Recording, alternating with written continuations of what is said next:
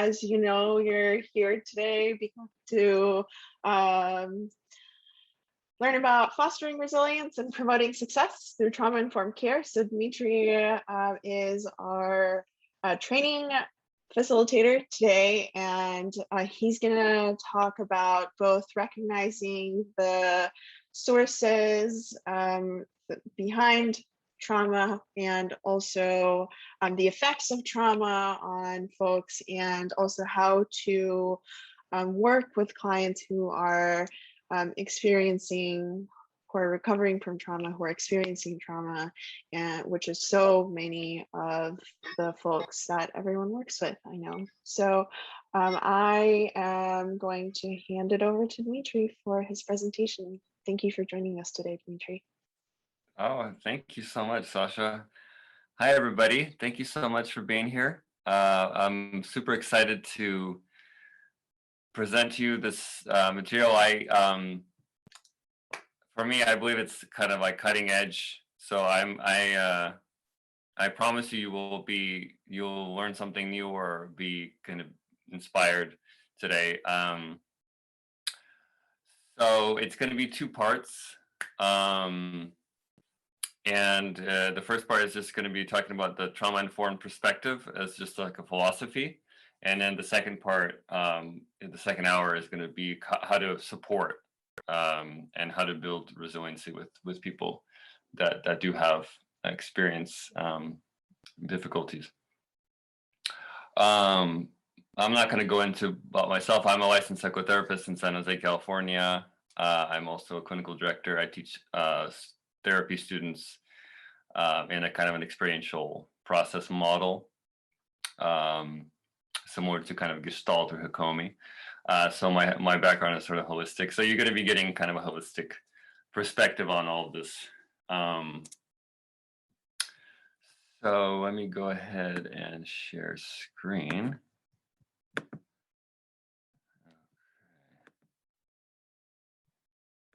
All right. So you guys see this? Yep. Okay. All right. And I also encourage you guys to pop in, ask questions. You can unmute yourself and ask something or chat in. I really like it because it helps to keep the material more relevant to you guys. And I think some of the feedback that I got from one of my last trainings was like more engagement from the people. So I welcome it. No pressure, but if you want to participate, please do. All right. So let me put this window. Okay. The first thing is I want to kind of explain to you about. You want to think about trauma-informed principle as not just like a way to like a treatment for mental health issues, but you want to see trauma-informed care or principle as actually a fundamental philosophy on disease. Okay, so the first question is, where does mental disease come from? Okay, and what the new wave of like where the psychological community is going is we're moving away from this idea that mental health disorders are like biological in nature, or that there's something pathological or like psychopathy, like there's something that there's perturbed brain chemistry, or there's something wrong with you from the beginning, right? And then you're just flawed as an organism, and we have to treat you. So we're kind of moving away from that, and we're actually moving into more looking at what contributes to disease. And so this is disputable, so I want to encourage you guys to do your own research, but like from what I believe, I actually think that there's a very low percentage of mental health disorders that are strictly biological in nature, and mostly are caused by environmental factors. And even ADHD, we'll talk about it later, but I believe ADHD is contributed to from adverse experiences and not just born like that. So that's the first thing I want you to understand, is that like mental health comes from environmental factors. The basic idea is that you don't get somebody with mental health issues who was brought up in a loving, attentive, caring family with good boundaries and a wholesome environment, right? It's very rare. Does that make sense? So minimize this. So core mental illness originates out of formative adverse events and experiences. So when you hear the word formative, you want to think about the formation of the self, which is the first 5 years. So when people say formative trauma, that means, or formative adaptation, that means that that's the early years. Okay, and so let's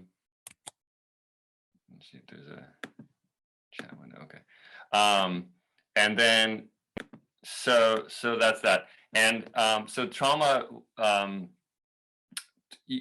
later in life continues and reinforces similar patterns. So like, for instance, if a child is abandoned or mistreated by their parents, a lot of times the person will kind of recreate or put themselves in situations where that similar pattern is recreated. So a similar type of abandonment may show up in their relationships to follow. And so it's kind of a reinforced pattern. And so the trauma becomes like a long-lived reiteration of something that was sort of early on. And of course, you know, it's not that simple. Of course, you can have a trauma as an adult, first time as an adult, like you may be in like a earthquake or a difficult situation, and you never had much trauma as a younger kid. That happens too. But a lot of the mental health issues usually come from the formative adverse events. And so trauma responses to adverse experiences are maladaptive attempts at self-protection that come in the form of mental health issues. Okay, so when something bad happens to you as a kid or as an adult, but mostly as a kid, usually the person or the child finds a way to adapt, to cope with it, and that adaptation or coping is the mental health symptom itself. Okay, so it's like the withdrawal, into depression, or the anxiety, the worrying, making sure that, trying to protect themselves, or some kind of addictive behavior, or people pleasing. We'll get into all the different types of ways, but those are the symptoms and that we experience. But really, they're actually coming out of an adaptation to adverse events.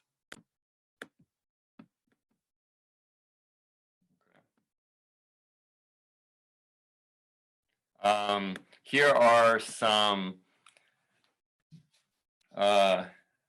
types of trauma responses. Withdrawal and depression, anxiety, panic attacks, hypervigilance, splitting, disassociation, multiple personalities, auditory hallucinations, intrusive voices, paranoia, obsessive compulsion, violence, abuse, control, anger, addiction, and codependency. So this is not all of them, but this is covers a lot of the different types.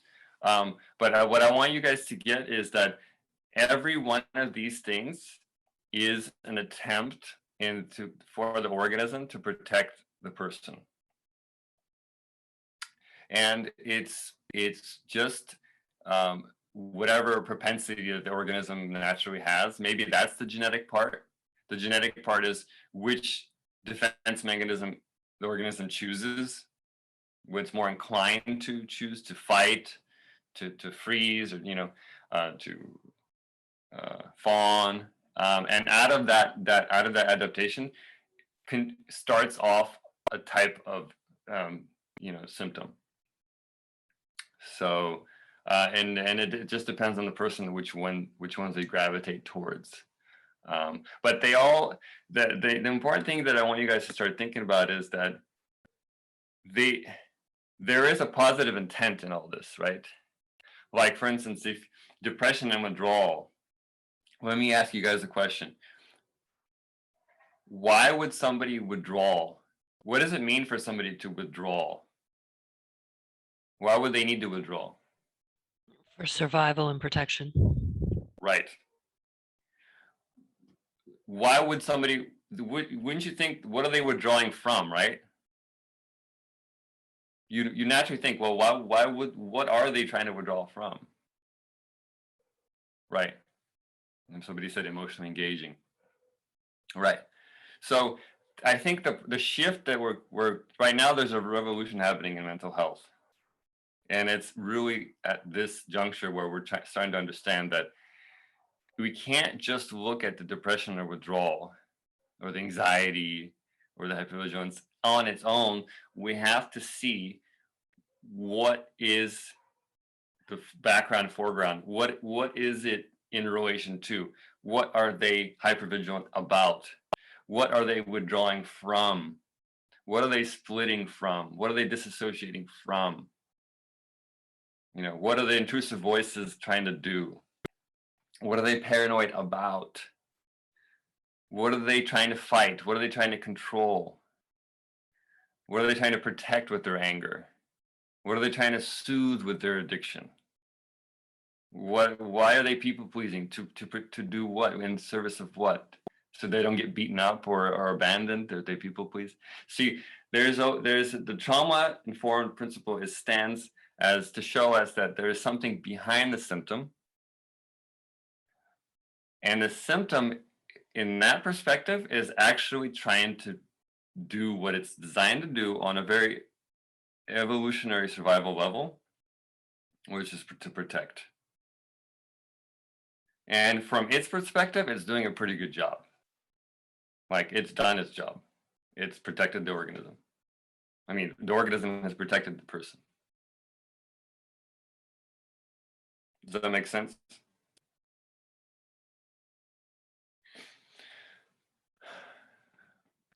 And so we have to move away from hating these symptoms. We can't hate these. See how they do look grotesque, right? They look kind of, ugh, like, you know, these are the worst of it, right? The mental health symptoms, right?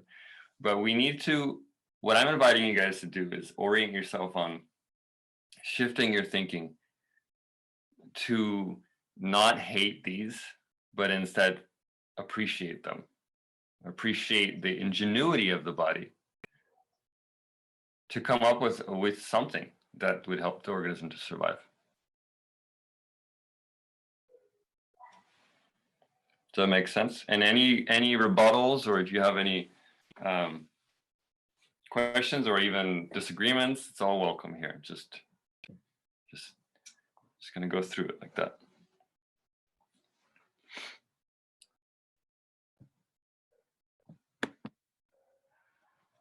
And like I said, just jump in if you at any time.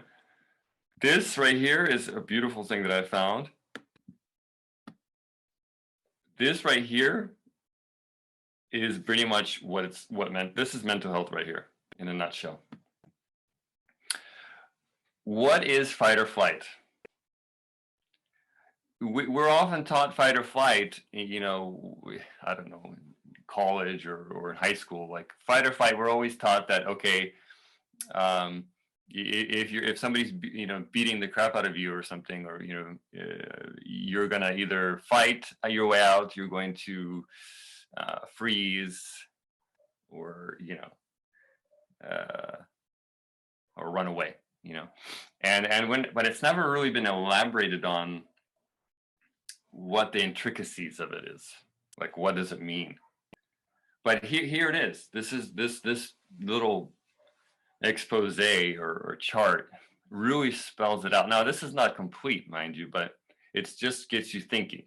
So we have, let's say these are the 4 types of defense mechanisms, you know, fight or flight, fight, flight, freeze, and fawn.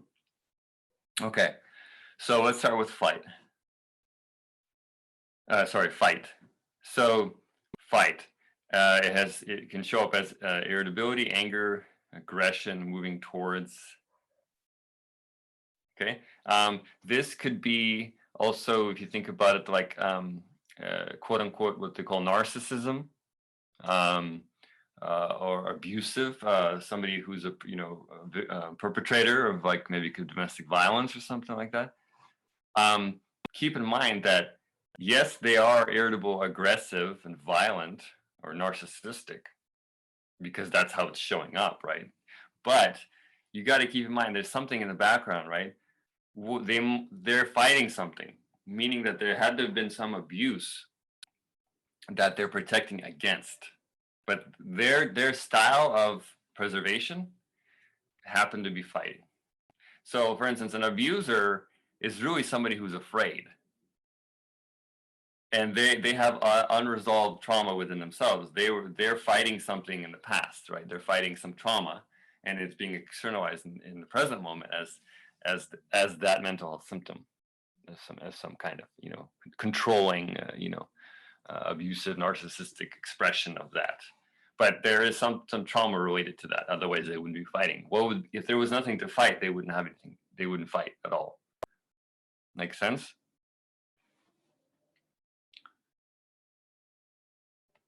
And then we have, I'm just going to keep going. You can just jump in at any time.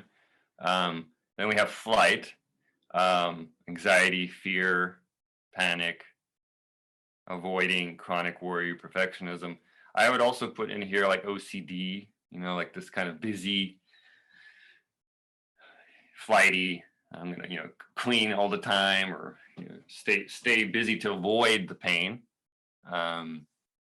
be on the lookout, hypervigilance. Again, this is a different type of adaptation to trauma, flight. Okay. Panic attacks, same thing. Okay, so we have that. And then we have freeze. Freeze is stuckness, collapse, immobilization, spacing out, disassociation, depression, shame. I would also add in here addiction and codependency. Actually, no, codependency isn't fun, but addiction for sure.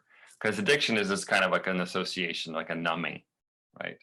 And this one is really, that's what that freezing is all about. It's about like a numbing out, of the pain.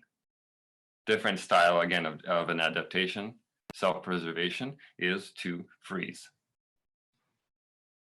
People who have multiple personalities or who disassociate, that's their way of preserving, the organism preserving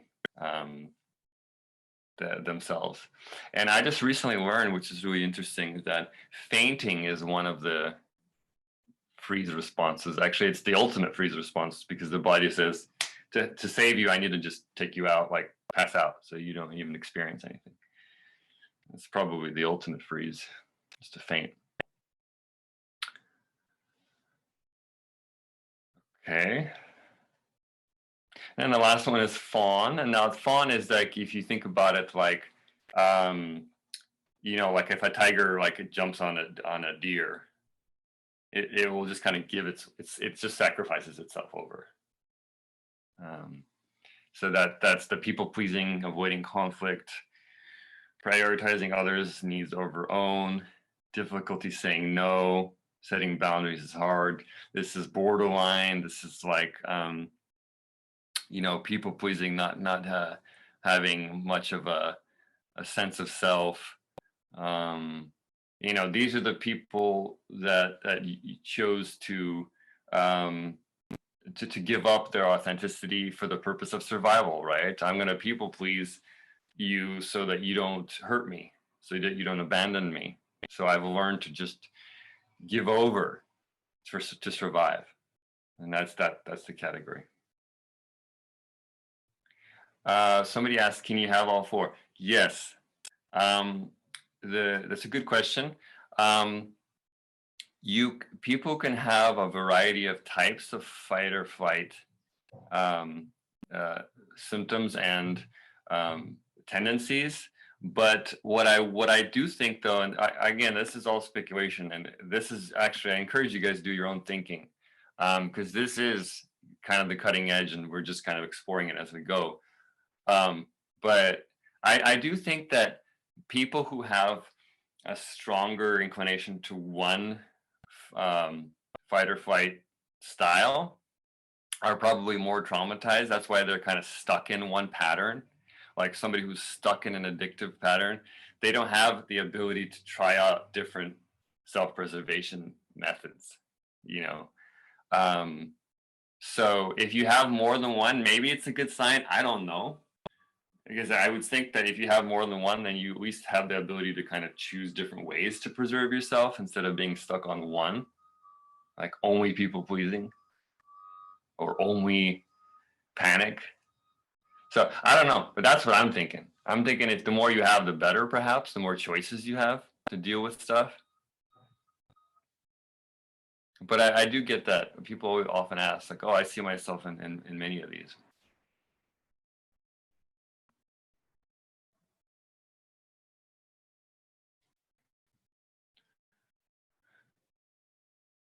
What do you guys think about this thing? This is basically like mental health. If you could include all the mental health symptoms, they're all here. They're not all listed here, but you could, if you take the DSM, you could put all the you can figure out how to place all the diagnostics in here.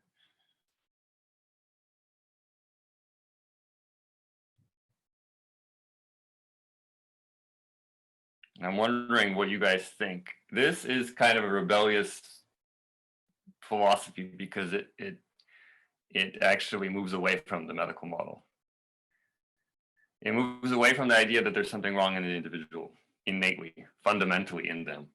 And it says that no, people are actually fine. It's just that their circumstances are such that they have to adapt to them. And by that, through that adaptation, they get ill.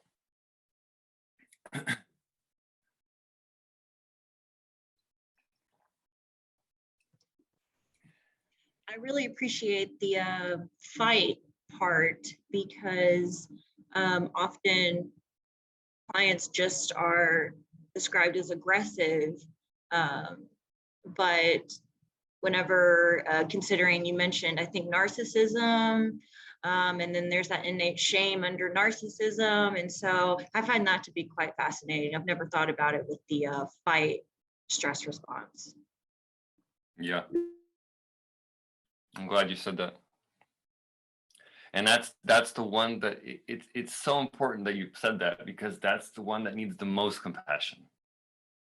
That we, you know, that's it in a nutshell. That we think that, oh yeah, trauma informed perspective. Let's care for trauma and care for the wounded. Oh, except for the narcissist. Oh no, that's the bad guy, right? But no, the narcissist is also wounded. The narcissist is also a boy that was, I don't know, beaten and then chose to fight.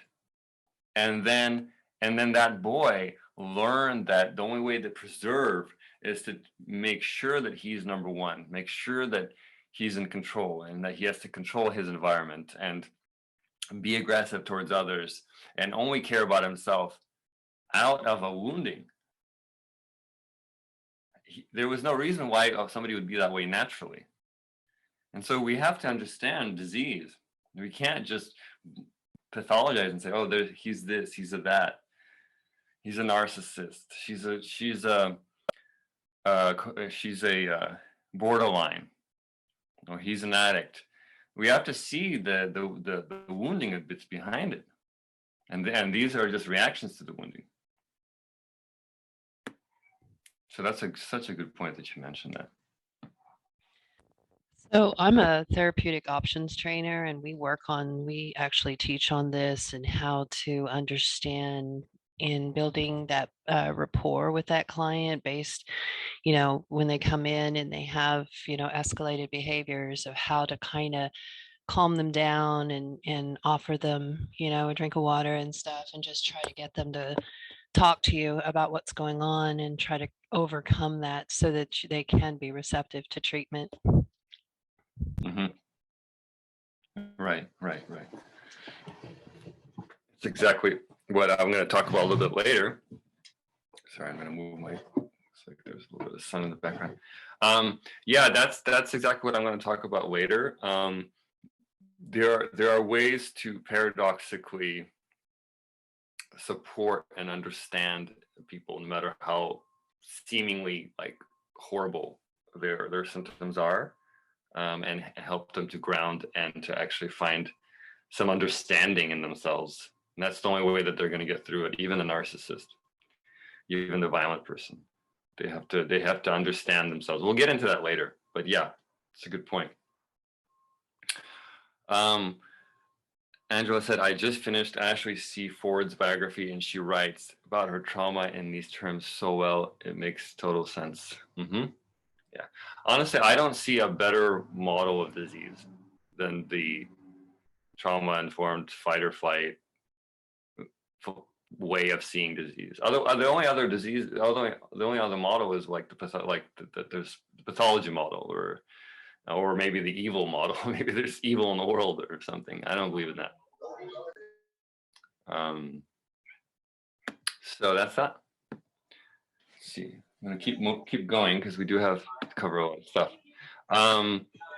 Okay, so then we have maladaptive behaviors. There's a little bit of a noise.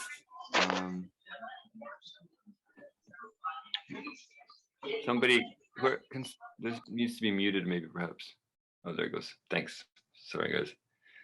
Okay, I'm gonna move forward. So maladaptive behaviors. So again, like I was saying, issues are not centered in malice, but rather in self-preservation. That's kind of it. Fear, suspicion, violence, paranoia are all trauma responses. You know, obviously suspicion, suspicion is obviously saying, okay, like look out, be on the lookout. Including auditory hallucinations. You know, oftentimes mental health professionals are weary of, oh no, they have voices. But if you see it from this lens, it's like, okay, let's try to understand what the voices want. What are they trying to do? There's always some kind of hidden positive intent in it. If you just just listen and not be afraid of it. Starting with the practitioner, but we'll get into that later. Children act out unmet needs manifested as academic failure, aggression, addiction, and compulsive behaviors. And adults follow those learned behaviors of defense and protection manifested as violence, crime, homelessness, and addiction. So it starts with the child, and it starts with them kind of exhibiting it. And then as they grow old, it turns into like this more, it's just, you know, adult issues of crime and homelessness and stuff like that, you know, chronic addiction. But it all starts there. Okay. So the idea is there's nothing that isn't trauma, especially if you identify trauma as an adaptation to adverse experience. That's my definition of trauma: adaptation to adverse experience. It doesn't have to be a rape. It doesn't have to be being beaten. It's just adverse experience, some kind of difficulty. And we'll get into more of what they are. Trauma is the underlying adaptation to adverse experiences. Mental health disorders are ways that adaptations manifest themselves. Example, abandonment could be coped with a variety of ways: alcohol, eating disorders, anxiety, depression, withdrawal, ways that the organism chose to cope and adapt. Okay, so here's another thing that we're often taught, like like if you study psychology, it's always about this the diagnosis, the symptom. So we always have specialists. Oh, I specialize in alcohol treatment. I specialize in eating disorder. I specialize in anxiety. That's great. It's great if you specialize in that. But if abandonment is the core process, we need people that are specializing in abandonment, because that's it. Like in this example, abandonment you can have 5 people that have abandonment, and each of them have a different way of manifesting their coping adaptation. You have, one with alcoholism, one with eating disorder, one with anxiety, and one with depression, but they all suffer from abandonment. So what does that say? What does that mean for us?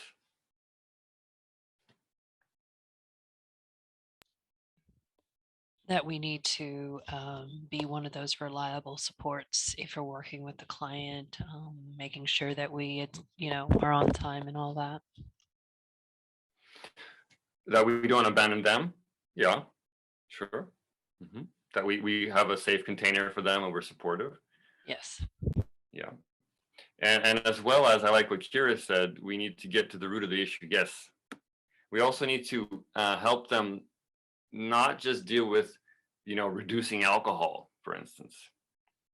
Not just deal with okay, let's just help you deal with the surface, but help them connect and treat the abandonment by helping them connect and love that part of themselves. Go to the root of it. Yes. First, recognize our own trauma, how we abandon ourselves. Yep, that's another thing. Yeah. And so what I'm saying is that although we do have to help them, case manage them and help them to get the resources, which we'll talk about too, but it's important to see that behind the symptom, behind the alcoholism, behind the eating disorder, whatever, there is the real issue, which is whatever it is, abandonment or abuse. And that's the thing, that they will not get better unless we can help them with that we can address that, help them look at that. Oh, I'm soothing my abandonment pain with alcohol. That's what's really happening, So they say why it's not why the addiction, but why the pain. So as mental health practitioners, we need to see the root of issues, the trauma-informed root of what's going on, and then instead of just covering the ground of the surface manifestation, which is the symptom level. I mean, we need to know the symptom level, and that the symptom actually can guide us into the core issue. But we want to look at it, and you may not have the capacity with the way that you work to do such deep work necessarily. But I invite you to at least start thinking that way, because that is what's really happening, right?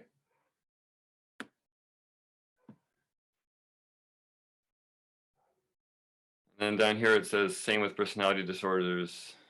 Yeah, so I already mentioned that. Narcissist is someone who has to overpower and dominate others to keep themselves safe, for example. And I like Angela's point. It says the first recognize our own trauma. Yeah, and I think each of us is important to do our own work. I think sometimes when you're not well within, or if you have your own trauma, you may feel really uncomfortable when your client is talking about their trauma, and you may have a difficult time being grounded, supportive of them in that regard. Okay, so let's move along. I made this little chart that it makes it easy to understand. So it says adverse childhood experience, which is the initial thing that happened or happened over and over, generally. And then there is an unmet need that is developed. The need for safety, the need for love, the need for connection, the need for a whole host of universal needs. And then because there's an unmet need, the person learns coping strategies, right? I don't have something, that means I need to cope with not having it, right? So then that becomes a symptom. And then over time, that coping strategy turns into a dysfunctional or addictive behavior. So this is how it works. This is how we get symptoms. So when I asked what do we do about this abandonment, we have to not just look at the behavioral dysfunction, but trace it back to the unmet need and the adverse experience, if we want to help them fundamentally. or if we want to at least find resources for somebody who can help them. But that's the scope, right? We want to help them in that direction. Make sense?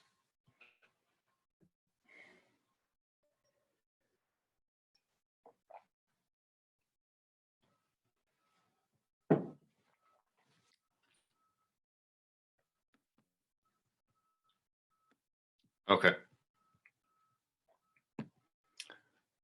So then we have formative development. Main types of childhood trauma. My teacher taught me this. It's again overgeneralization. There's always more models and more theories, but here's what I've kind of run off of. The three main ones are abandonment, entrapment, and abuse. You can kind of say in theory that all trauma comes from these three main types, or a combination of them. The three core processes of childhood wounding that mental health issues arise from. And I'll describe them in the next slide, what they are, but so it's based on unmet needs. So here they are. And you can ask questions as I go through it, so we can unpack this a little bit. So the first one is abandonment, unmet needs and missed moments.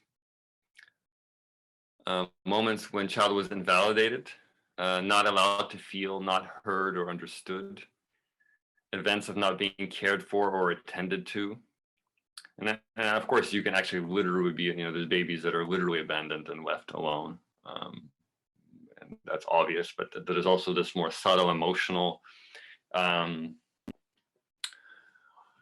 realm of, not being paid attention to, not attended to, in that kind of sensitive, polyvagal kind of like a mother would, like withholding and sort of a symbiotic connection. That's what a child really needs. It's a really close, attentive environment in the first 5 formative years. So a lot of abandonment comes from that. We also have systemic stuff, which I'll talk about later, but like, the cry out method. We had some societal trends that contributed to trauma on a system level that kind of that we had to kind of backtrack and undo. We don't do that anymore because it's traumatizing to do cry out, where you just leave the child to cry, so that's in that vein. And these can be blended, but we'll just go through them one by one.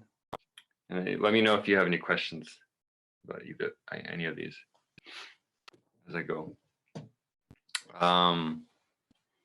And then entrapment is intruded upon, invaded, controlled. Some of the personality disorders comes from this, where the child is maybe parentified or really not given much opportunity to be authentic, like made to feel unimportant, or all the emphasis is on the parent's needs and the parent's personality. The child isn't really given opportunity to be inquisitive about what their preferences are or their interests, or what they like or don't like. They're not really given any inquiry about themselves. It's almost like they don't get the opportunity to be themselves, and they feel kind of entrapped by the parent. So that's that.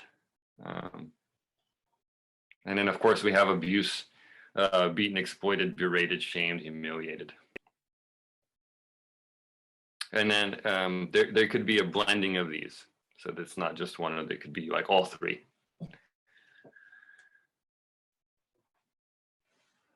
So the child internalizes that there's something wrong with them through the messages the parents convey without knowing. Some of these are not like overt, like there's some, of course, the poverty and systemic generational trauma contributes to this. If you grow up in an environment where there's like, molestation and methamphetamine use and just, poverty, the gamut where it's like obvious abuse. But then you have the other side of the spectrum where you have well-meaning parents who are just don't know how to be validating. They lecture a lot. They pride themselves in getting educated, and they they're kind of insensitive in validating, and that can also cause trauma. So it's kind of trauma is everywhere. It's not just with the impoverished. And people who are well-to-do also have lots of trauma as well. Any questions about this part or comments? I just think it's really interesting how like it can just be done so easily, like something as simple as the kids not getting to choose what they eat for food and have to eat whatever is given to them, or the fact that like every day, because parents have to work in the society we live in, like they're left at a young age to go to daycare, and how something so simple like that just changes their brain and affects them for the rest of their life. Yeah. And as a parent, it is something that keeps me up at night, because once you see that how sensitive children are, it's kind of scary, because you're like, okay, I hope I'm doing it right, and I hope I'm attending in the right way. And yeah, it's true. But all we can do is try. And I received therapy throughout my life to rehabilitate from my parents, and I'm sure that my daughter and my son may go to therapy to rehabilitate from me. But I'm seeing that maybe there's less and less throughout. Like I think that there is. I'd like to think that there is sort of an evolutionary process where there's less and less of that. I mean, coming out of like World War, and people were very suppressed. Also the culture and the climate, of the way that people thought and expressed themselves is changing, and so there's a lot more freedom and personal liberties and stuff. So and children are a lot more supported and given a lot more dignity. So I think we're moving out of that in some way. There's a lot. Even the parenting classes that are offered now are very like positive discipline and how to set limits in a way that's kind, and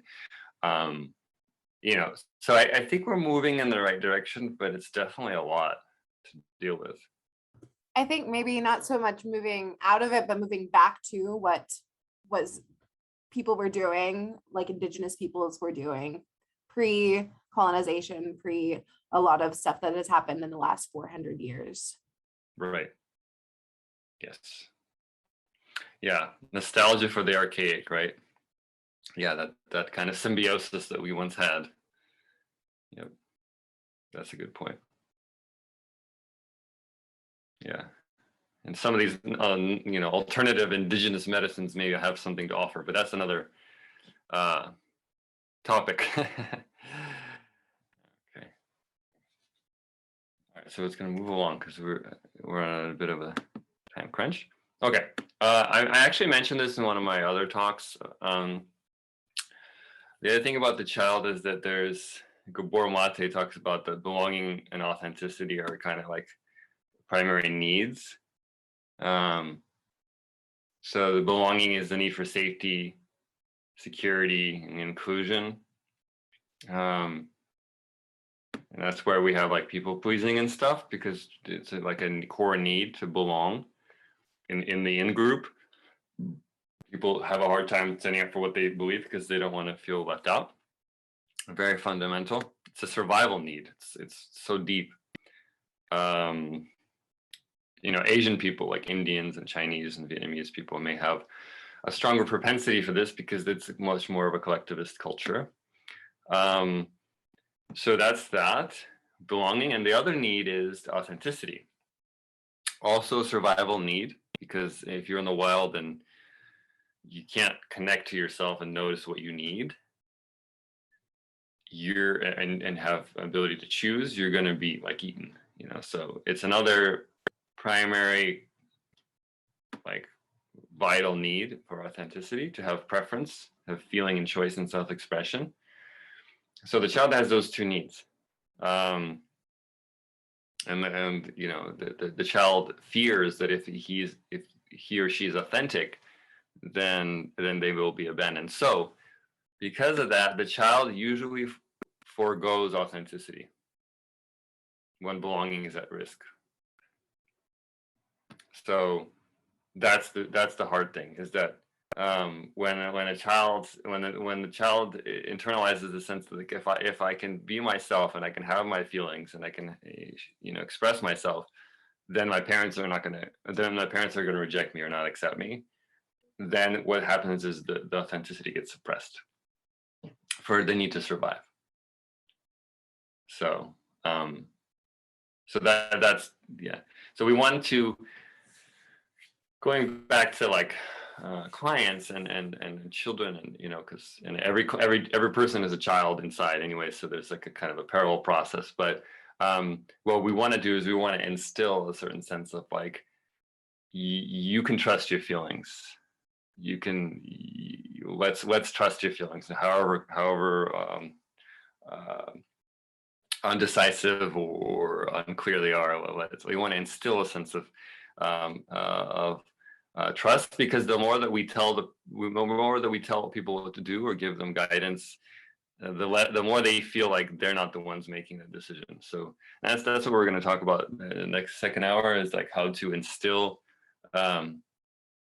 trust in the person so that they can develop their authenticity. You know, it's this running joke about second guessing. Like, I had a parent that came in with their child and they're like, oh, what do we do about our daughter? She's second guessing herself. And I said, well, don't second guess her second guessing. And that's the paradox, you know, there's only one way to get her to stop second guessing. If you stop second guessing her, you know, so that's what we need to do.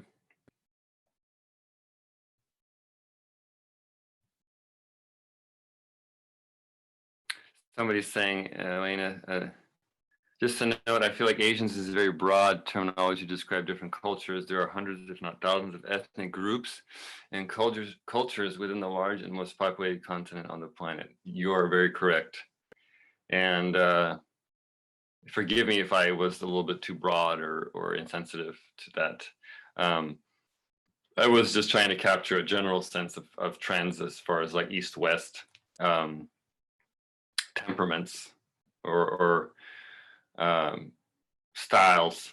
You know, Westerners are more individualistic, but yeah, you're right. You're absolutely right.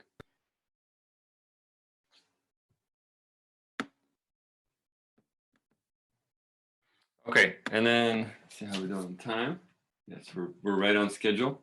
So the last part of the talking about this type of trauma is the response, is the addictive part. So like Christina Groff, which is Stan Groff's wife, she wrote a book a while back called The Thirst for Wholeness. She talked about how addiction could be seen as like a striving to come back to a type of wholeness, maybe even spiritual completion or something like that. And so, and that's kind of, you know, if you ask somebody who's like on heroin or something, they'll tell you like, oh, the first time I did it, I felt like for the first time I felt okay, you know, okay in my skin. And because there's so much trauma. You know, a lot of addicts experience such a difficult life that when they do take the drugs, they feel like okay, and that's their way of self-preservation. So we can look at it as a thirst or a moving towards wholeness, to fill an emptiness, an unmet need, or a lack of connection. And Gabor Mate, he says that the opposite of addiction is not sobriety, but connection. So to cure addiction is to create connection. So the person feels connected to themselves and to some other people, intimate people in their life that they feel intimately connected with. That's the cure for addiction, not abstinence, not sobriety. And it's probably why a lot of these 12-step models work. Not that there's anything specifically ingenious about like the program or each step, but there's a certain sense of, I think, maybe connection to the community, a sense of belonging with other people, and maybe, you know, a sense of connection with some kind of higher power. And then of course, you know, all the other like, you know, kind of clinical design methods are probably helpful too. But I think that's a big part of it, is that sense of connection that people feel. So, and it's all attempts to come back to a feeling of wholeness. And so drugs, food, sex, shopping, gambling, video games, porn, relationships, codependency, etc., are all ways of trying to come back to wholeness, trying to fill an unmet need that makes people feel extremely distraught and unwell inside. That emptiness is just so unbearable. So that we turn to these things, and we all do. I mean, everybody has something. You'd have to be like a monk or something if you just, you know, naked at the soul and nothing to attach to. We all have something that we kind of, our coffee or, you know, or something or other that we kind of hold on to. So. And then addictive behaviors are also learned early on. As adverse experiences arise, the child will cling to coping mechanisms. You know, candy, video games, those are early kind of ways that a person can avoid discomfort because they feel there's an unmet need. You know, there's a lot of times with clients that I see, if there's like a divorce or abuse or something going on, the child will like start reading a lot, or playing a lot of video games, or overeat. There's like this coping mechanism that arises. And, you know, and a lot of parents try to tackle that. Oh, look, we got to stop this video game problem, or they're eating too much. But usually there's some kind of family system thing going on that needs to be looked at and addressed and processed so that the family can come back and, you know, feel a sense of connection together. That's the way to solve it. And then sometimes also, don't forget, sometimes it's the lack of boundaries and limit setting from the parents which causes problems. A lot of addicts share that, oh, like we had everything and we were rich. My parents they bought me cars and stuff, and the person ends up being homeless, you know, or like kind of in like an addictive spiral. They never experienced limits. And so that's something that's often underlooked as a trauma, is not having a nice, a loving container, loving limits, so that the person feels kind of like, just float away, like without any kind of container. Any comments about this?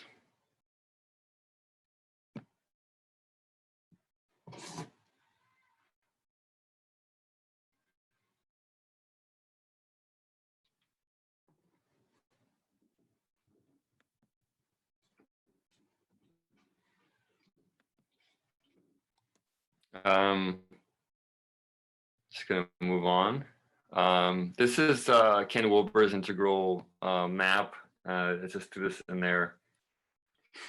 That's a way to the 4 quadrants. I don't know if you're familiar with this, but it's and I'll send this slide out to everybody so you can have it. But it's basically like subdivided into 4 quadrants. There's the I, subjective, which is you, like your thoughts and emotions and memories, state of mind, perception, and immediate sensations. Then there's the it, which is the object, material body, including the brain, anything that you can see or touch or observe scientifically in a time and space. And then we have we, which is intersubjective, which is shared values, meanings, language, relationship, and cultural background. And then we have the it's interobjective, which is systems, networks, technology, government, and natural environment. So this is like a way to see like the person and the different quadrants. So there's the individual and the collective, and then there's the interior and exterior. So they kind of go this way, group this way. So people can actually be traumatized in different, or have adverse experiences in different realms of themselves. They can identify like a cultural trauma, like if you're a Jew or a Palestinian or an Afghani person. There's like collective trauma too.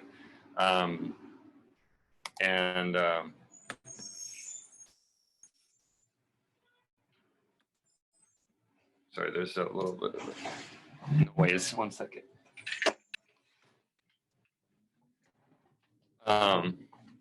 Okay, so let's just run through this before we turn pages. So systemic and societal trauma.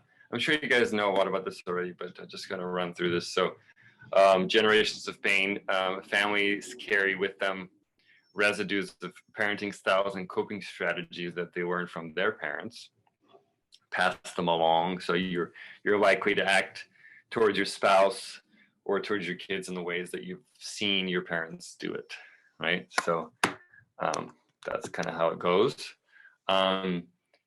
Adverse experiences arise out of systemic and societal structures: poverty, war, racism, ageism, classism, sexism, homophobia, transphobia, disability. There's more. I know I'm missing something. And then we have systems of oppression and dominance, prison system, politics, etc.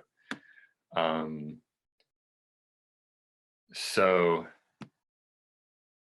and people are impacted by socially agreed circumstances, which make it more difficult to find choice and freedom.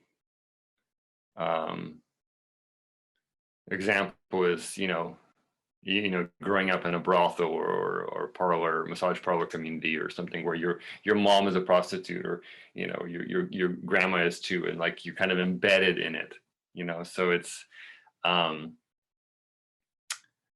sometimes much harder to just decide to come out of it, come through trauma, or return back to what one of the other people said about returning back to some kind of symbiotic relationship with yourself and your community, because you're embedded in trauma, particularly with racism, or some of the laws. Maybe like a good example is like marijuana. Like now there's corporations that are making money off of marijuana, and as before people went to jail for marijuana. So there's like systemic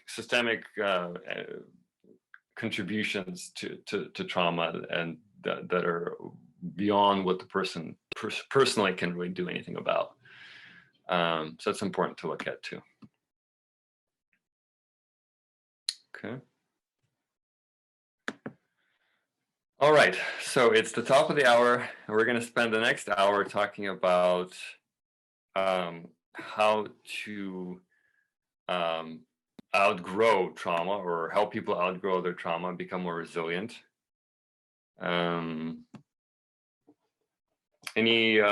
Before we get started, any comments so far, or questions? Anything anybody wants to engage or anything?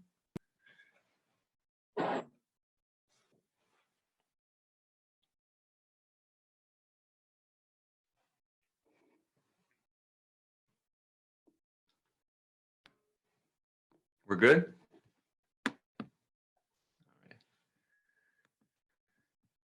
Okay, so this is an outline of what I'm gonna offer to you, of what you can do, to support people in a way that builds resiliency and from a trauma-informed perspective. Okay, so it's broken down to how to case conceptualize, which is how to talk about your clients in a way that is optimal. Then I'm going to share the art of joining and connecting with clients. We call them context statements. And then we're going to talk about presence, grounding, and anchoring. There's certain anchoring techniques that can help people come out of, not be in a crisis state, because the present moment is the antithesis of crisis. And then we're going to talk about the paradox of like we talked about the hidden positive intent of these trauma adaptations in the inner child. And then we're going to talk about how to invite choices for the client, and then external resources. So that's kind of the breakdown. Okay. All right. So let's get started with case conceptualization. I think this is super important. This is the first seed that you plant inside of yourself as far as how you want to approach helping somebody. Too many times, including even in my own, my institute where I'm a clinical director, we have our students who are like holistic minded and everything. And even our students, like, consistently have to remind them to talk about clients in a way that is not pathologizing. So don't think and talk about your clients through pathological lens. When you do that, it only furthers it feeds into the idea that there's something wrong with them, that there's something, that they're not, that somehow that they're broken. What I like to think about is that they're not broken. They actually, even more so, they're adaptive survivors. Like they've done a tremendous job at trying to keep themselves alive given the circumstances. So for instance, we talked about the narcissist, quote unquote narcissist. I would invite you, if you're talking about, like, let's say if you're consulting with your peers about somebody who's a quote unquote narcissist, what I would invite you to do is talk about them in this way of like, well, there's a man who likely had some kind of difficult upbringing, maybe abusive childhood, and now they're very controlling towards their spouse. They're exhibiting some, physically aggressive behaviors. Maybe they're afraid and they're trying to control their environment or whatever. See if you could speak about it in that way, because that already it sprouts a seed for you to address it in that way. And your interventions will follow out of that. Your attitude and temperament will come out of that. Versus, oh, there's this narcissist, he's really a horrible person, and oh, poor, his poor wife, blah, blah, blah. It puts him into a place where it's like, it's over. Like it's over for him. He's the bad guy, and that's all. There's nothing else we can do about it.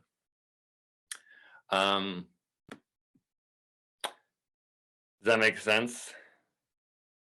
Stay in a compassionate and heart-led attitude about their unmet needs. That's what we want to focus on, their unmet needs. Try to see them as whole and dignified. When discussing cases, look for the underlying pain that they are coping with and their hidden positive intent to cure it, however misguided. Example, addiction, symptom, behavior. So, and I'll talk a little bit about more of the hidden positive intent, but it's a certain kind of curiosity, like, wow, like, your addiction, your drinking must have some kind of positive function. Like, I'm wondering what's the wisdom in your drinking. Like, I'm wondering if it's helping you to cope with something. Like, there's just kind of validating positive inquisitiveness that we have to carry if we want to really honor this trauma-informed perspective in people, and even in their misguided ways of dealing with it. Does that make sense?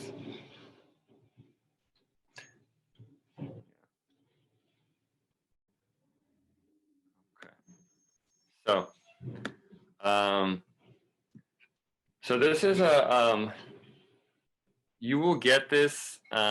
It's a lot here, so this is something that you can take for home. Like, when you get this PowerPoint, you can look at this slide, because it's a lot to go through. This is actually one of the things that I teach at our institute. Before we can help the person, let's say you have a client in front of you, right? They come in or to the office or video. Before you could do anything at all whatsoever, you have to connect with them, okay? And you can't jump in to do anything unless there's a certain sense of safety and they feel heard and joined. Okay, this is like the ABCs. You need to get this first before you do anything at all whatsoever. And there's three, we've categorized as there's three types of connecting or joining. Okay. The first one is connecting from the senses. I see you, I hear you, I'm attuned to you. You know, it's a witnessing, like I see you crying, I see you shaking, I see you yelling, I see you laughing, I'm noticing. That sounds frustrating. I imagine that you feel blank. I'm wondering if you feel blank.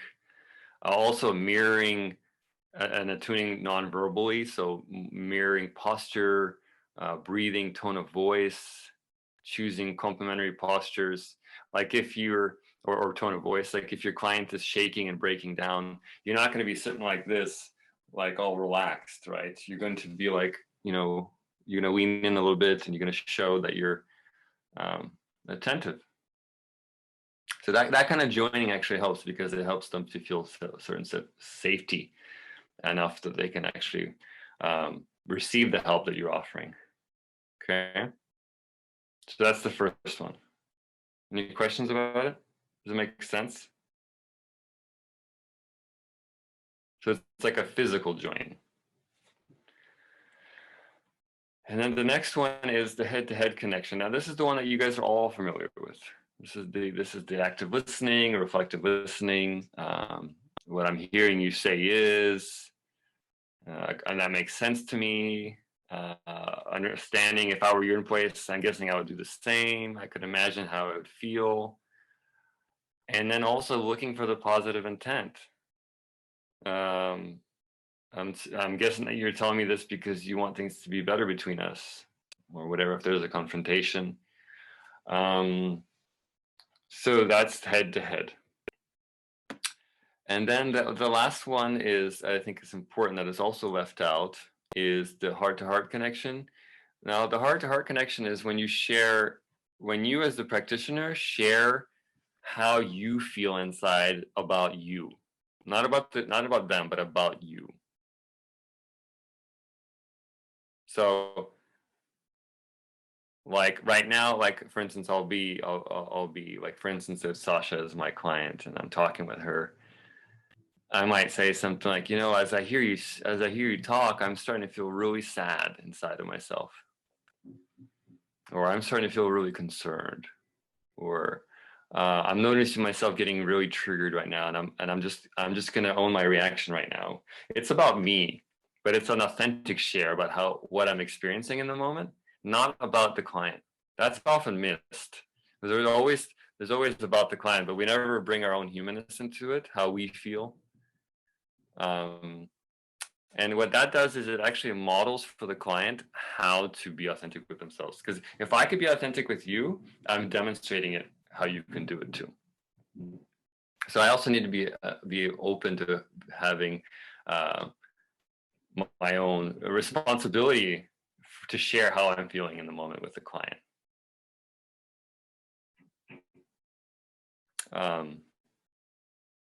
So like sharing and owning my truth, basically. That's what that part is about. Okay.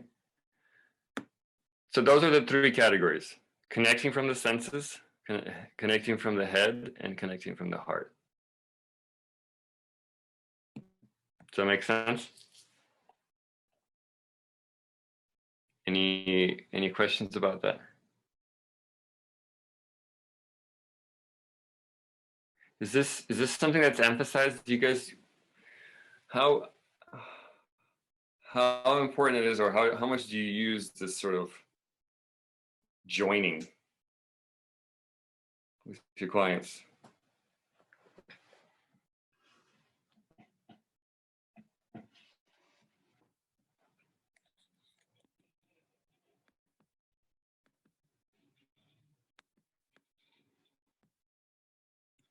Oh, somebody wrote, the heart-to-heart feels like it could be misused in a session, but I can see how it can be a good to model that authenticity and vulnerability. Elena, could you share with us, elaborate on, I like what you're saying, but I'm kind of want to know more. What do you mean? How could it be misused?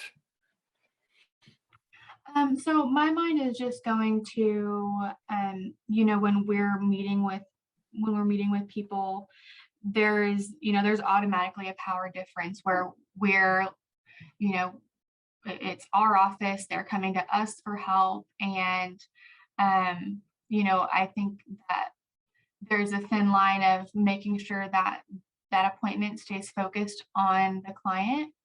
So using that, like sharing that personal information can be used to build rapport, but we also, I think, would need to be careful not to overshare or not to make it about ourselves when we're sharing that. Right. That's a good point. Yeah. And yeah, and I think that the way to know how to make it focused is that, remember, it's in service of the connection, right? This isn't about, I'm not going to share just because I want to vent to my client, right? It's actually intentional. It's focused on, I'm going to be authentic with you right now. As you're processing, as you're doing your work, I'm just contributing to the connection, but it's in service of my connection to you and the treatment as a whole. So it isn't just some kind of fringe share. It is very focused and intentional. I think that's the way to avoid that.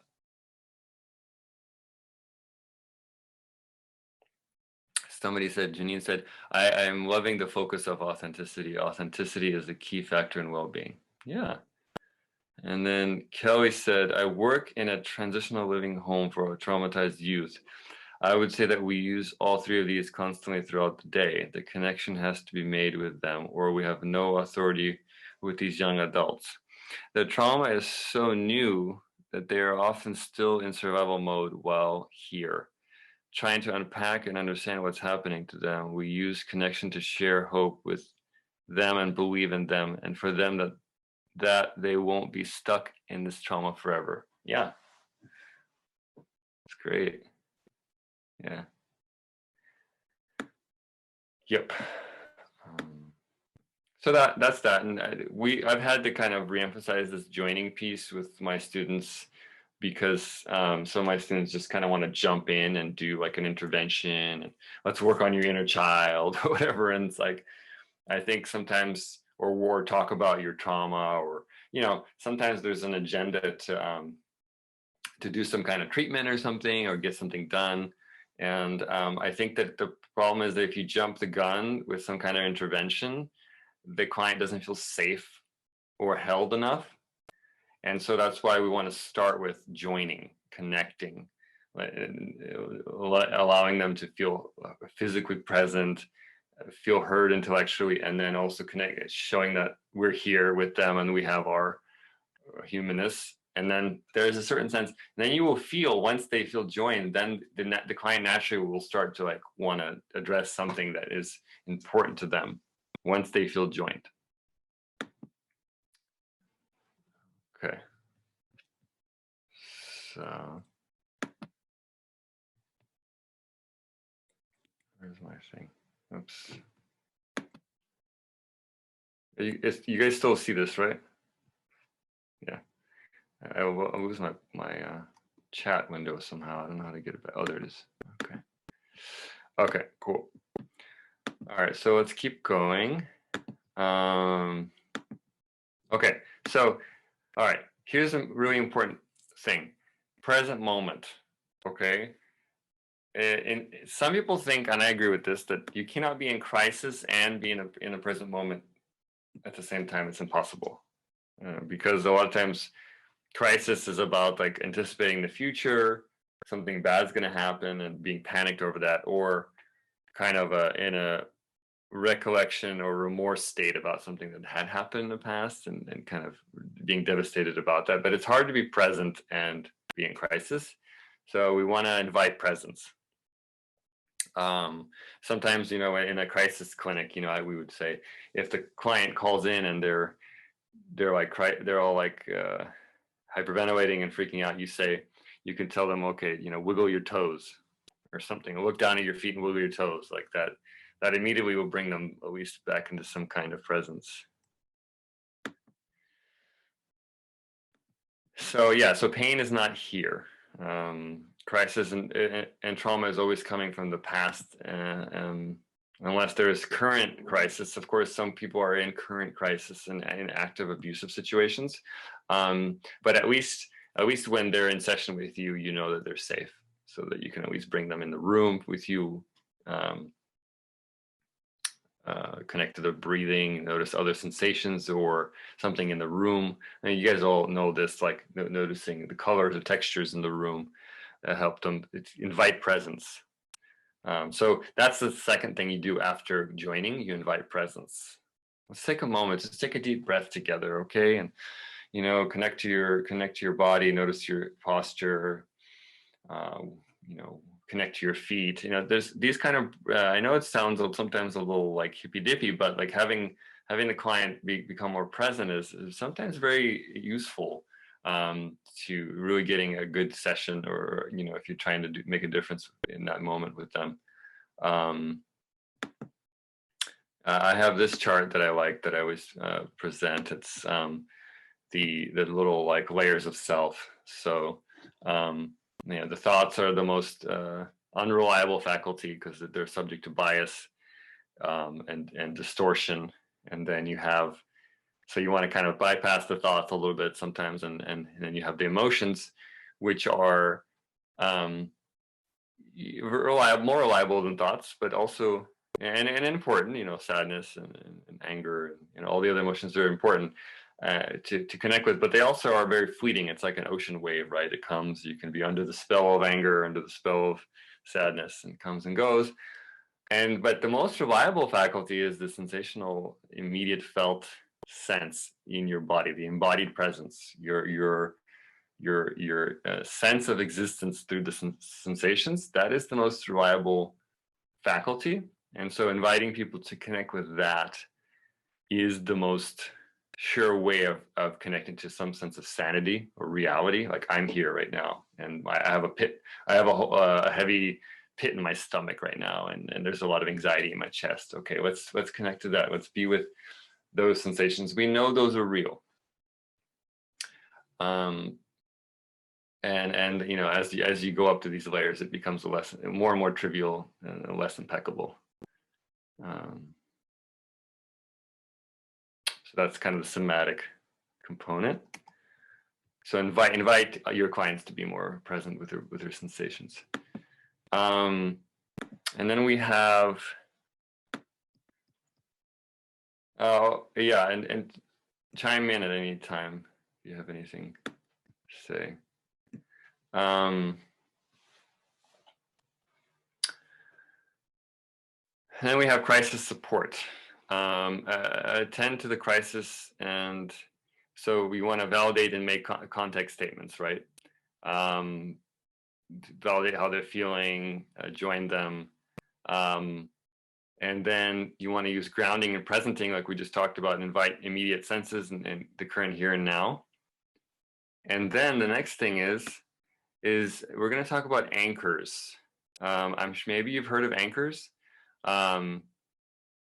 But an anchor is a way to find it's like feel a resource in the moment that helps them through their challenge. And once they can have an anchor, then they can actually go back into the crisis problem and kind of resolve it. So let's talk about anchors. Does anybody have ever used an anchor, or know what I'm talking about even, or?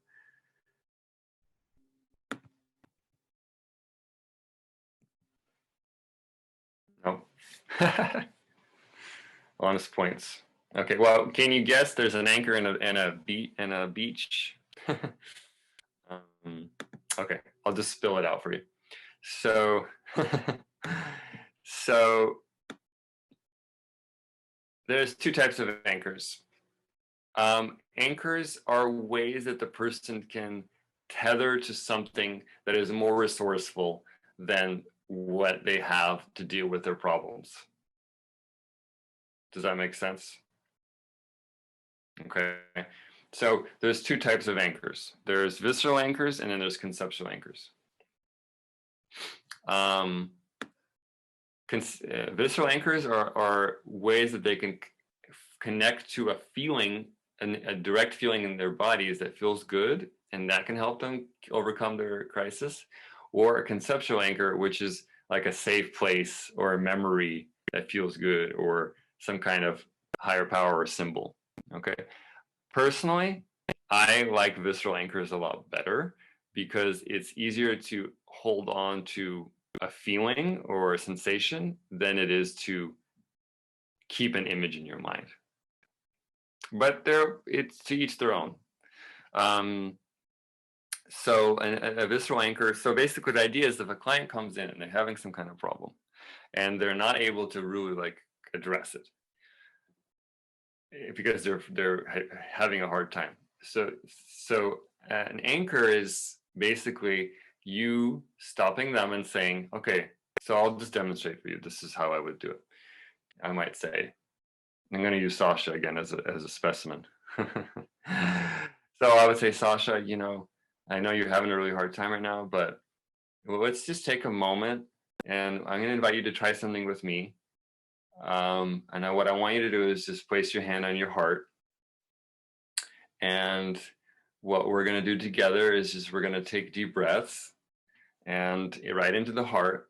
You can keep your eyes closed or open. And what I want you to do is just keep breathing into your heart and keeping your hand there. And I just want you to just feel a sense of connection with your heart. And just keep noticing, keep breathing and feeling connected to your heart. You don't have to think about anything. Just stay connected. Keep taking breaths into your heart.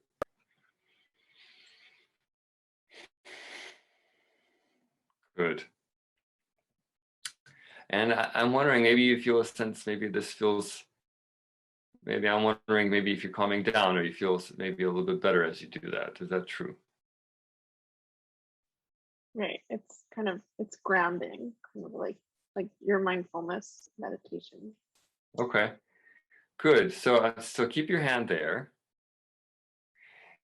And mind you, I might do this for a little bit longer than we're doing it now, but let's just say we did it for a couple, like 5 minutes or so.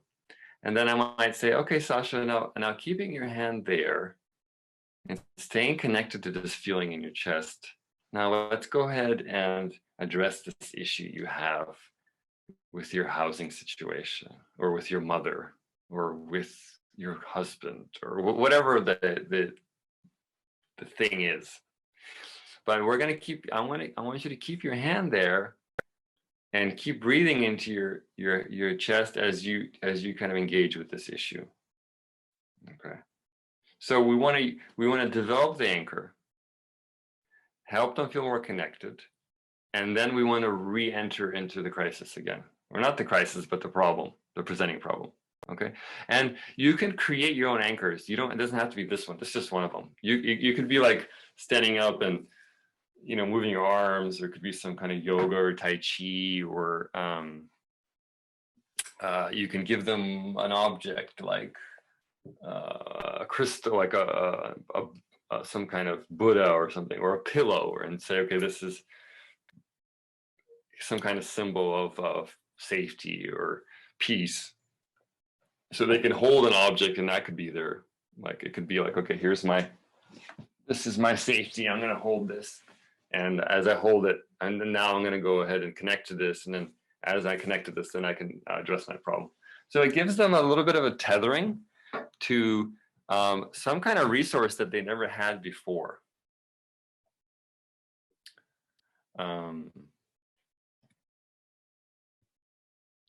And yeah, and then like I said, the conceptual anchors is if they're good with their imagination, or if you like to do these ones, you can say, okay, imagine a safe place, or what's your favorite place to be, or imagine Jesus or whoever, anything that you, knowing your client, anything that would work for them. Heather says, fidgets could possibly be an anchor. I don't use fidgets as an anchor because to me that's a little flighty and kind of like avoidant to me personally, but maybe it is possible to use it.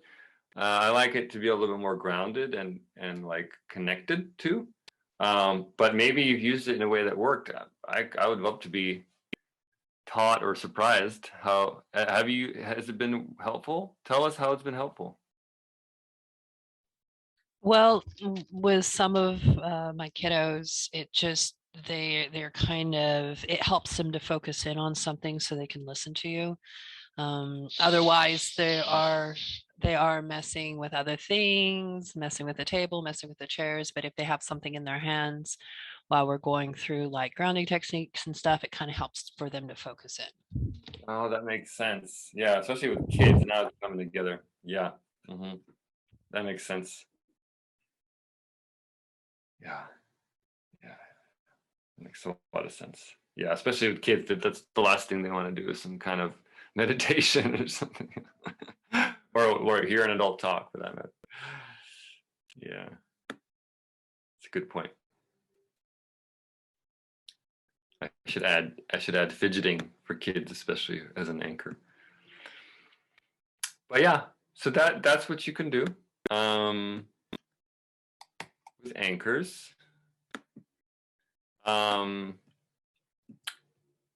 And remember that part of healing from trauma is in the limbic system, okay, and not the prefrontal cortex. Now, a lot of therapies are about understanding, right? Oh, like let's understand your feelings, or even with kids, it's all about, oh, this is sadness, this is happiness, and that's great. The cognitive component is definitely not something that you want to throw the baby out with the bathwater.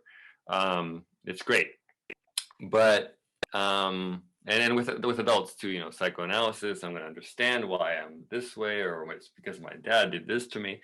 These are all great things, but healing from trauma has to do with the limbic system, which is part of the brain that is responsible for emotions and behaviors and survival. So what they call a limbic loop is a recurring reaction to past trauma events when there's to past trauma even when there is no danger. So it's a recurring reaction to past trauma even when there's no danger. So danger is perceived at any sight, smell, or sound that reminds us of our past trauma. So it's not a rational thing. It isn't. It just happens. And for this reason, cognitive therapies do not work very well to resolve the trauma. Now, you can use cognitive therapy to kind of prime and understand, but the only way to actually get resolved trauma completely is through experiential means. That means that experiential meaning like some kind of deep curative experience of repair happens. Meaning that they have to actually enact or create a reparative moment where they go back and actually role play being rescued or saved or defended, or there's some kind of experiential thing that happens that actually activates the limbic system. That is essential. And that's what these like big wigs like Vander Kolk, Body Keeps the Score, and these more current psychologists who are kind of pushing the wave of like trauma and stuff. This is what they're talking about. They're talking about profound experiences that client has to have, and we want to try to recreate those experiences. Now, I know that it's not preview to everybody to be able to have the space and time to be able to do that, but I want you guys to orient on that is what they need. And sometimes your relationship to them is an experience of you, the relationship realm of you being loving towards them, you being a supportive, reparative parent could be the experience. So let's see how we're doing on time. Does that make sense? What do you guys think about that? What do you guys think about experiential therapy?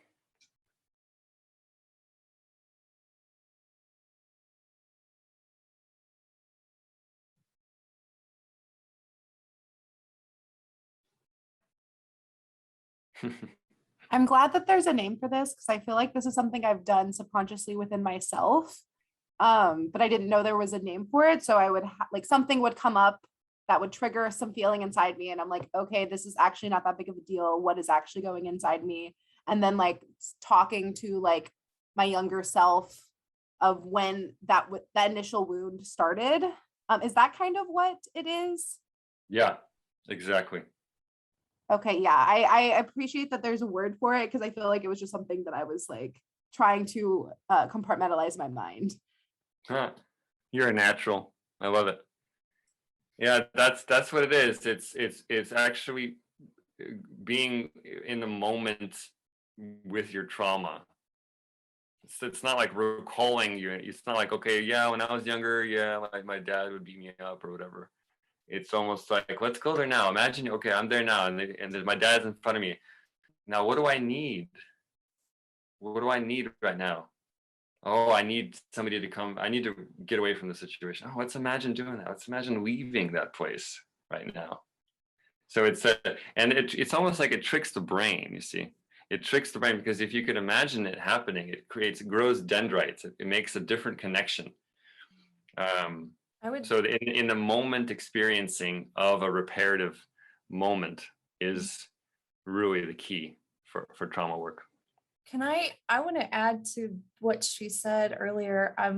I have two kids who are now 13 and 11. And I think for a lot of us, it can't just be me, a lot of the formative trauma that ended up really impacting me as a teenager started about the time I was like 12. And that relationship with the parent is changing. And I come from a difficult background. All the family systems that you're talking about before that were at play.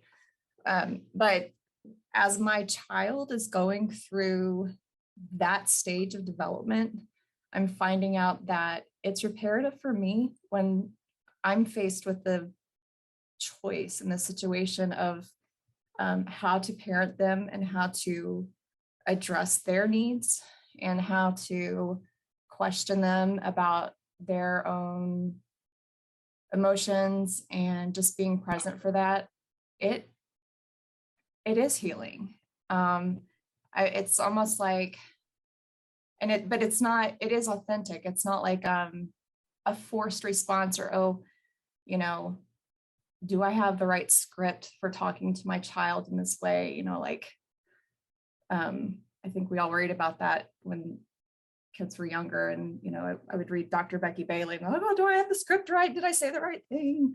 And Love and Logic, oh, I'm supposed to say this and this and this. And then I don't know, at this point, it's just like I can identify how would I have wanted, what did I need then?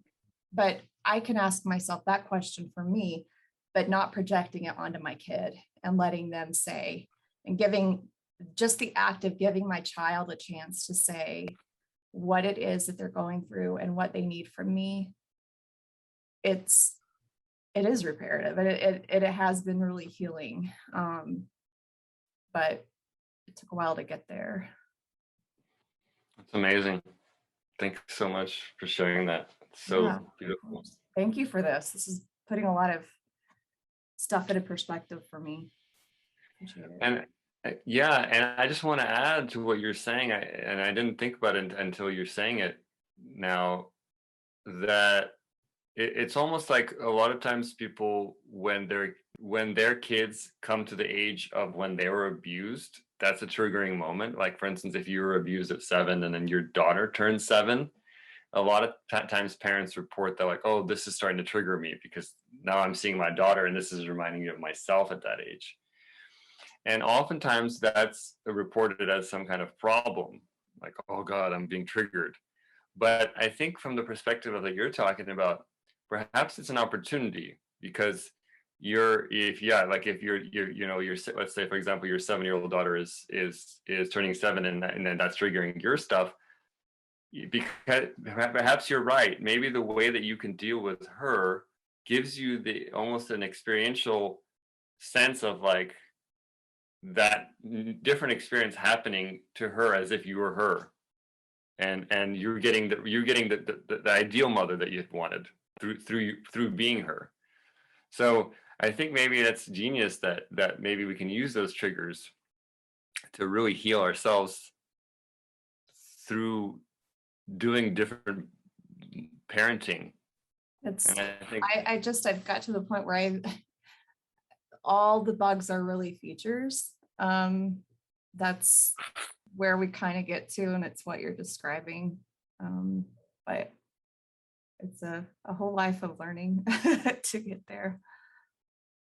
Yeah. All right. So good. Let's move along here. So, okay. I really love that another component of experiential therapy is the paradox, which is the trusting the client's process, the hidden positive intent in their symptoms. So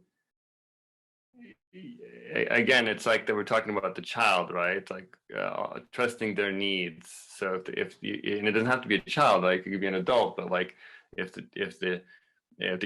you have a client that comes to you and they say, oh, I just feel like stupid and worthless, the paradoxical way of being would be like, wow, like you feel stupid and worthless.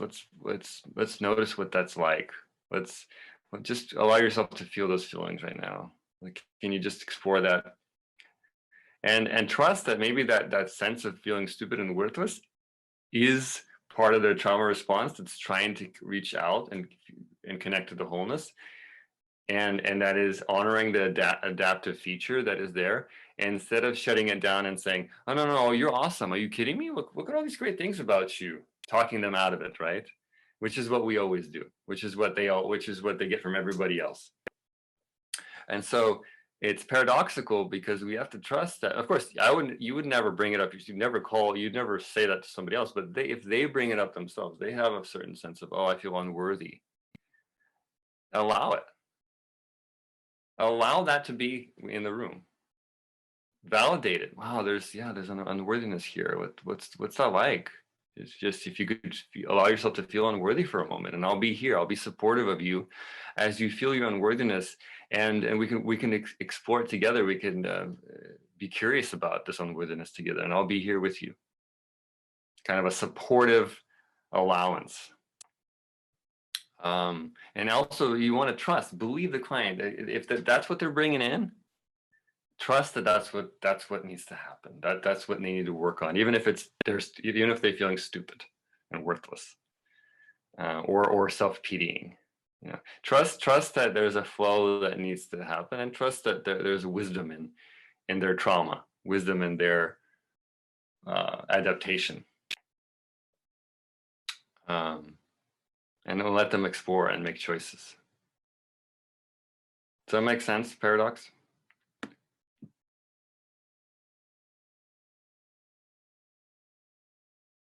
We have a side question here. Kelly says, can you talk about how ADHD is also a trauma response coping strategy? Back the other slide about fight or flight, flight, freeze, and fawn. I would naturally categorize it into the flight as part of a like OCD, anxious, fleeting preoccupation, as a way to avoid uncomfortable feelings. So I would imagine that somebody who has ADHD is kind of always like, my wife is like that, kind of thinking, always distracted. But I don't know for sure, but I beg to differ against the medical model that says it's something, some kind of chemical imbalance. I beg to differ until I'm proven wrong. I still think it's one of the survival mechanisms of like a flightiness.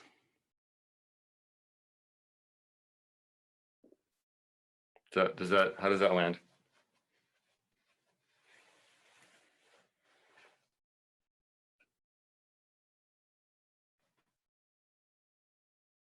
No comment? Freezing? Sounds accurate. Okay, cool. Whew, got through that one. Yeah, I think the medical model tried to usurp that one and say, that's one of ours. That's like cancer. No, it's ours. All right.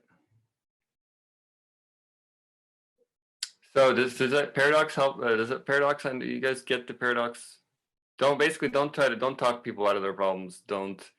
And trust that if their feelings are there, then they need to be validated, and and held in a curious, hidden positive intent kind of place.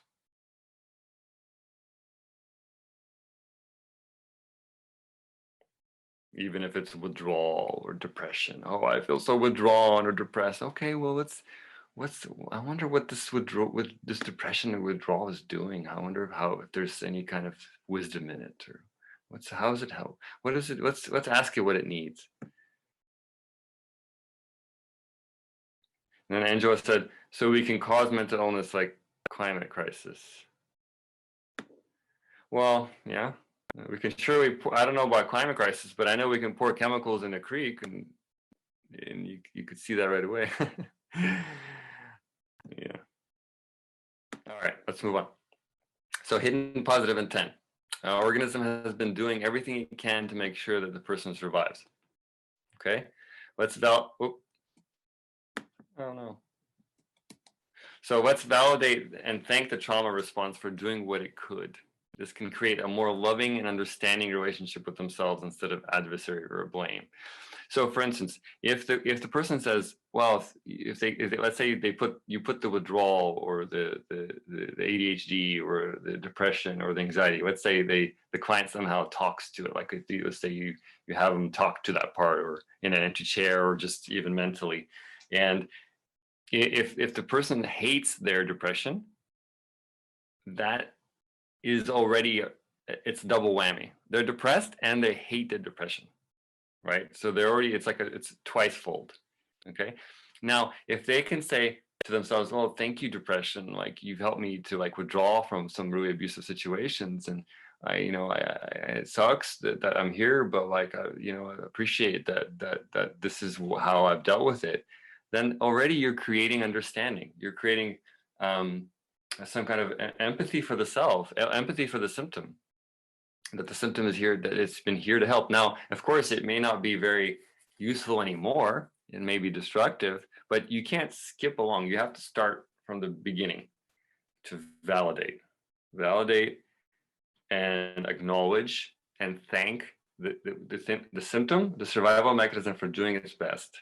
Once it's almost like the protector. Once the protector is acknowledged, then he can back down. It's like, okay, it's almost like, let's say the anxiety has been here to save you from falling off a cliff, and you're not listening, and it's like, dude, you're gonna fall off the cliff. I'm telling you. And if you don't listen, I'm gonna scream. And then you finally realize, okay, maybe I should acknowledge this protector from helping me fall off the cliff. And you go to the protector and you say, okay, you know what, I get it. There's a cliff there, and you're right. It's probably not safe. Then the protector finally goes, oh, thank God. You finally acknowledged that I've been trying to save you this whole time? I think I can just take a breather now. I can relax. This is what happens when you validate the symptom. It's the paradox, is that when you validate the symptom, it actually simmers down. When you fight it, when you ignore it, it gets worse. You get nightmares, panic. It gets worse and worse and worse. So that's why the approach is different. It is to actually honor the symptom and listen to it. Listen to its hidden positive intent. So you may say something like this to a client. Sounds like the people pleasing has really helped you survive. Instead of telling them to stop people pleasing.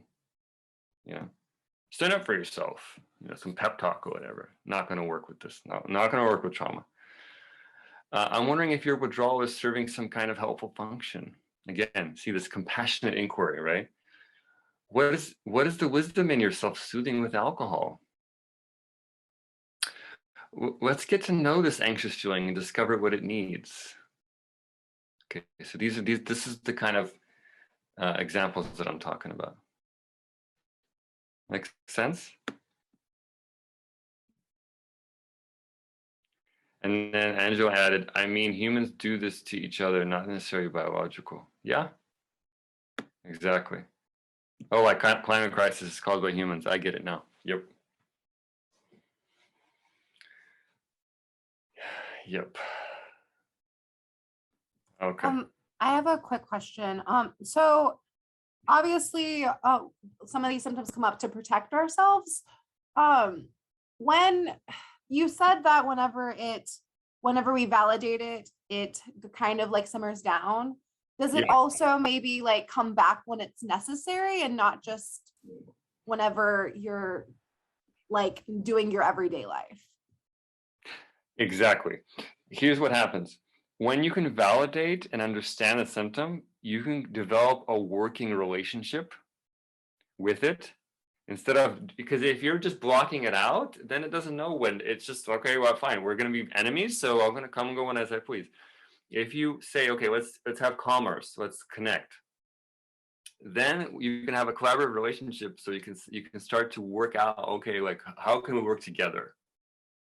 How can I give you a different job? How can you be more of a coach and a collaborator when I need to be when I need to be scared, like if I'm in a dark alleyway, or when can anxiousness or panic really be useful for me? But that can only happen when you open the door to it. That can't happen if you're fighting it. So yes, collaboration through acknowledgement and understanding with the symptom. Make sense? Yeah, that makes total sense. Thank you. And this next image is exactly what I'm talking about. So here's the guy, and here's the symptom. He runs away, he gets bigger and eats him. And now that's not what we want, don't want that. What we want is, here's the guy, here's the symptom, turns around, hugs him, becomes small. It becomes a little integral part of you. It's no longer big. Spicy? Which one's spicier? The green. Oh. What was that?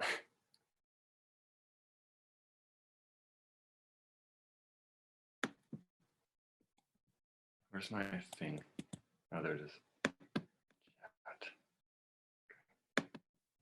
You guys like this? Cool image, right?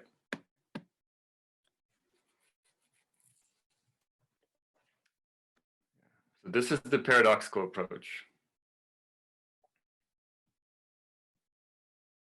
All right, see how we do. Okay, we gotta keep going.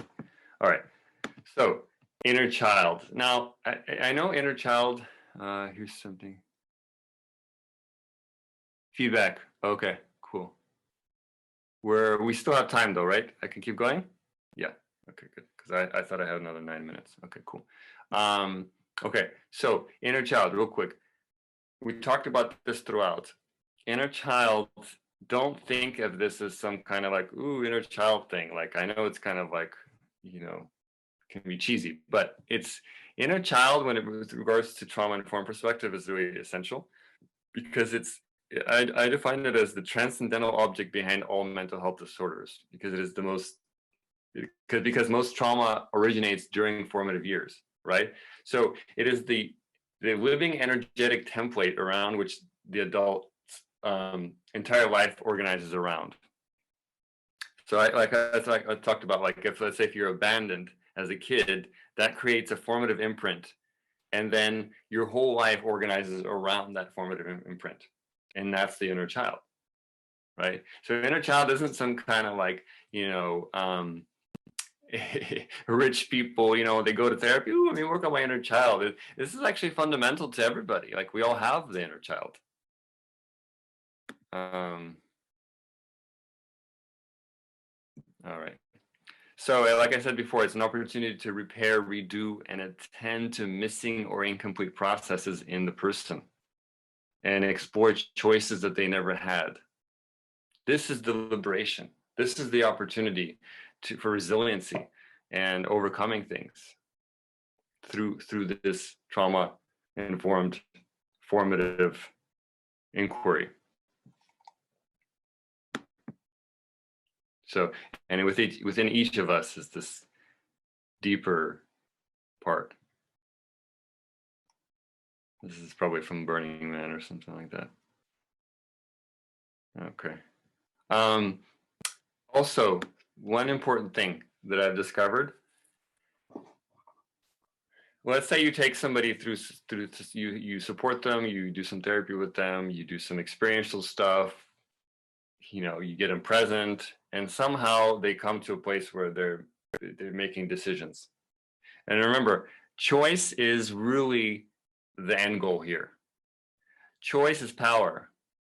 Choice, it's if you're stuck in a job and you can't quit because you don't have any money, and you're being oppressed by your boss, you don't have any choice. That means you're disempowered. Now, if you say, okay, I can quit a job and get another one, I have choice, I have power. Same thing with relationships, domestic violence. If you can't get out, you don't have any choice, you don't have any power. So choice actually is power. Choice is liberation. The ability to choose, right? To choose what you want to do. So we want to bring people to choice. That's really the end goal of I think of therapy is choice. But here's the thing, there's two types of choices that we have.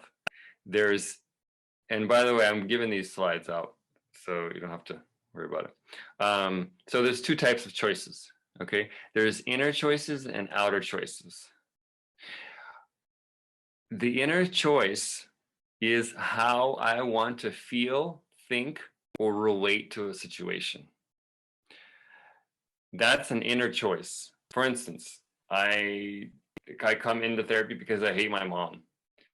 Now, before I make any choices, I need to actually figure out how do I want to forgive her? Does it feel better for me to forgive her? Does it feel better for me to continue to hate her? Does it feel better for me to be indifferent? How do I want to make a choice within myself? Especially because my mom might be dead too, and then that means that there's only an inner choice, because people have also issues that are outside of their bounds. So there's an inner choice. So the goal is to find inner peace through an inner decision within myself. I'm going to think and feel this way for myself because it feels better. Letting go of resentment or whatever. I'm not going to compare myself to that person anymore. That's an inner choice. Now there's also an outer choice, what I call outer dynamism, which is actually effective boundaries. Like when my friend drinks, I'm not going to hang out with them anymore. When my mom raises her voice, I'm going to leave. When this happens, so there's actually outer decisions that need to be made. Okay, so bringing a client to choice means that we need to invite them to think about what kind of choices they want to make inside of themselves to find inner peace, how they want to relate emotionally or mentally to the situation or to themselves, even to their own anxiety or depression. How do I want to feel about my depression, for instance? That's an inner choice. So we need to invite choice about how they want to feel inside, and we need to invite choice about how they want to set their boundaries and their dynamics in their life. And sometimes only one of those can be made because of the circumstances, and oftentimes it's both. How I feel and how I actually do in the world. Does that make sense?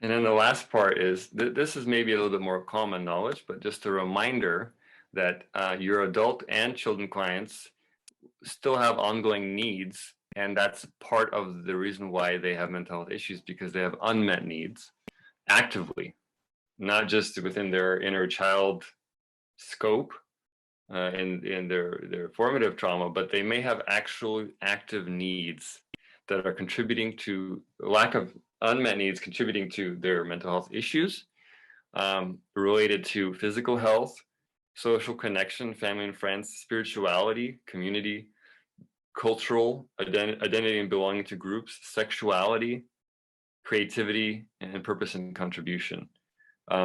So part of case management is also helping the client to be resilient in figuring out what needs that are not being met. And not, because a lot of times the problem with like medical model is that we say, okay, take medication. Not that there's anything wrong with medication, but we say take medication so that you can switch your brain to think that you don't need anything, like bypass an unmet need. so that you're okay with the fact that you don't have it. But instead, we can say, like, how can we be comprehensive? How can we be holistic about, instead of tricking the mind to be happy about circumstances that are not that great, instead, let's focus on creating circumstances that do meet needs.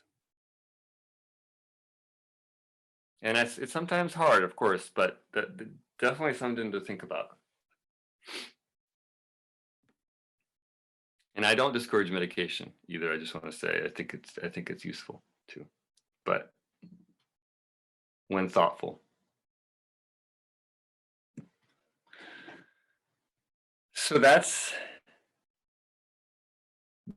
the end of the hour. Any conclusions or last comments or questions?